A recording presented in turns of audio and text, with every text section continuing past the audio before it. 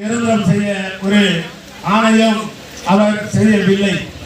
ஆனால் திராவிட முன்னேற்ற கழகமுடைய ஆட்சி 96ஆம் ஆண்டு நம்முடைய மாண்புமிகு கழகத்தினுடைய தலைவராக இருந்த நம்முடைய கலைஞர் அவர்கள் அப்போது நம்முடைய மின்சாரத்துறை அமைச்சர் அண்ணன் ஆர்காட்டார் அவர்தான் மின்சாரத்துறை அமைச்சராக பணியாற்றினார்.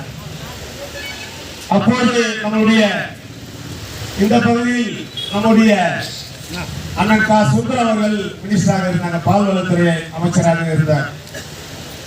தொழிலாளர்கள் எல்லாம் பாதிக்கப்படுகிறார்கள், தொழிலாளர்களை ஒரு நிறுவனப்படுத்த வேண்டும் என்று அன்றைக்கு இருந்த நம்முடைய தோமுசாவுடைய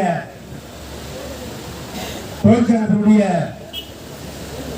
அண்ணன் எப்படி மாநில செயலராக இருக்கிறாங்களோ அதே போன்று அண்ணன் ரத்ன சபாபதி மாநில செயலராக பணியாற்றினார்.